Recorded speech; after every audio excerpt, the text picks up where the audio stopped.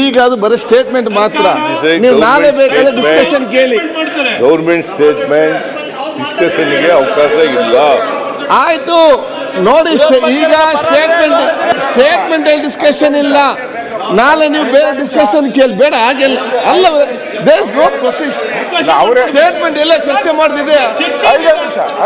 Statement ಅಲ್ಲಿ ಎಲ್ಲಿ ಕೂಡ ಚರ್ಚೆ ಮಾಡ್ಲಿಕ್ಕೆ ಇಲ್ಲ. ಆದ ಕಾರಣ ನೀವು ನಾಳೆ ಬೇರೆ ಡಿಸ್ಕಷನ್ಗೆ ಹಾಗೆಲ್ಲ ನೋಡಿ. ಸ್ಟೇಟ್ಮೆಂಟ್ ಸರ್ಕಾರ ಸ್ಟೇಟ್ಮೆಂಟ್ ಕೊಟ್ಟಾಗ ಅದರ ಬಗ್ಗೆ ಮತ್ತೆ ಚರ್ಚೆಗೆ ಅದು ಸ್ಟೇಟ್ಮೆಂಟ್ ನಾಳೆ ಏನ್ ಬೇಕಾ ಚರ್ಚೆಗೆ ನಾಟ್ ಕರೆಕ್ಟ್. ಆಯ್ತು, ವಿರೋಧ ಮಾಡ್ತೀರಾ ಸ್ವಾಗತ ಮಾಡ್ತೀರಾ? ವಿರೋಧ ಮಾಡ್ತೀರಾ ಸ್ವಾಗತ ಮಾಡ್ತೀರಾ?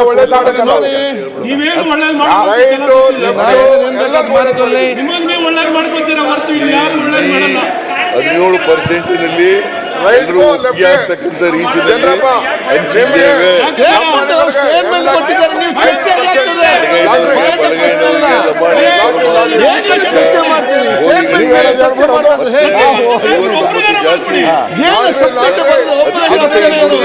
ನೀವು ಯಾಕೆ ಅರ್ಥ ಮಾಡಿಕೊಳ್ಳುದಿಲ್ಲ? ನೋಡಿ ಅಧ್ಯಕ್ಷರೇ, ನೋಡಿ ಸ್ಟೇಟ್ಮೆಂಟ್ ಮೇಲೆ ಮಾಡ್ಬೇಕು. ಗೌರ್ಮೆಂಟ್ ಸ್ಟೇಟ್ಮೆಂಟ್ ಚರ್ಚೆ ಮಾಡಕ್ಕೆ ಅವಕಾಶ ಇಲ್ಲ. ಚರ್ಚೆ ಈಗ ಒಂದು ವಿಶೇಷ ಪ್ರಕಟಣೆ. ನಾನು ನನ್ನ ಜೀವನದಲ್ಲಿ, ರಾಜಕೀಯ ಜೀವನದಲ್ಲಿ 42 ವರ್ಷ ಆಗಿದೆ. ಮಾತ್ರ ಈಗ ಹೇಳಿಕೊಂಡು ಹೋಗಿರ್ತಕ್ಕಂಥ ಪ್ರಶ್ನೆನೇ ಇಲ್ಲ. ಈಗಲೂ ನಿಮ್ಮಲ್ಲಿ ನೀವು ನಮಗೆ ಭಯನೇ ಇಲ್ಲ ನಿಮ್ ಕಂಡ್ರೆ.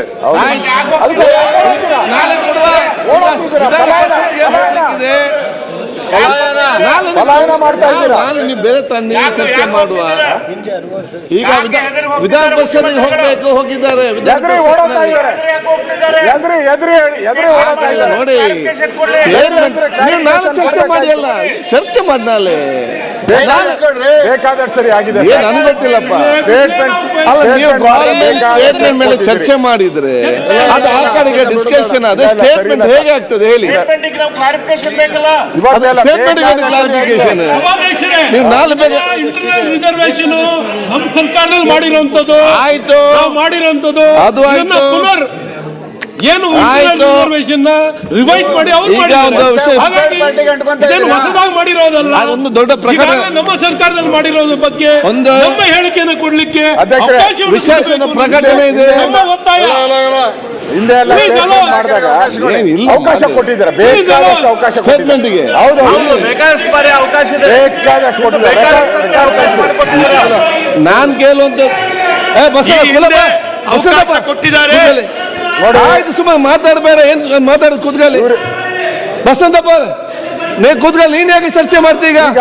ಧೈರ್ಯ ಇದ್ದಿದ್ರೆ ಸಿಎಂ ಅವರು ಎದುರು ಓಡಾಗಬಾರ್ದು. ನೋಡಿ, ವಿಧಾನ ಪರಿಷತ್ಗೆ ಹೋಗ್ಲಿಕ್ಕೆ ಧೈರ್ಯ ಆದ ನಂತರ ಒಂದು ಸ್ಟೇಟ್ಮೆಂಟ್ ಕೊಡ್ಬೇಕು. ಸರ್ಕಾರ ಇಲ್ಲ, ನಮ್ಮ ಸರ್ಕಾರ ಬಸಂತಪ್ಪ ಏನ್ ಮಾಡಿದ್ದಾರೆ? ಹೊಸದಾಗಿ ಏನ್ ಮಾಡಿದ್ದಾರೆ ಇವ್ರು ಹೇಳ್ಬೇಕಲ್ಲ. ನಮ್ಮ ಸರ್ಕಾರ ನಾವು ಒಳ ಮೀಸಲಾತಿಯನ್ನ ತಂದಿದ್ರಿ. ನಾವು ಸದಾಶಿವ ಆಯೋಗ ಇತ್ತಲ್ಲ, ಸದಾಶಿವ ಆಯೋಗ ಇವ್ರು ನೇಮಕ ಮಾಡಿದ್ರು. ಕೊಟ್ಟಿರಲಿಲ್ಲ, ನಾವು ಕೊಟ್ಟಿದ್ದು. ಇದ್ದಾಗ ಆಯೋಗಕ್ಕೆ ಬಸವರಾಜ ಬೊಮ್ಮಾಯಿ ಅವರು ಈ ಒಳ ಮೀಸಲಾತಿ ಚರ್ಚೆ ಮಾಡಿ ಆಯ್ತು. ನಾಳೆ ಚರ್ಚೆ ಮಾಡಿ. ಈಗ ಒಂದು ವಿಶೇಷದ ಪ್ರಕಟಣೆ ಮಧ್ಯದಲ್ಲಿ ಮಾಡ್ತಾ ಇದ್ದಾನೆ. ಇಂದು ಈ ರಾಜ್ಯದ ಮಾಜಿ ಮುಖ್ಯಮಂತ್ರಿ ಶ್ರೀ ಡಿ ದೇವರಾಜ ಅರಸು ಅವರ 110ನೇ ಜನ್ಮ ದಿನಾಚರಣೆ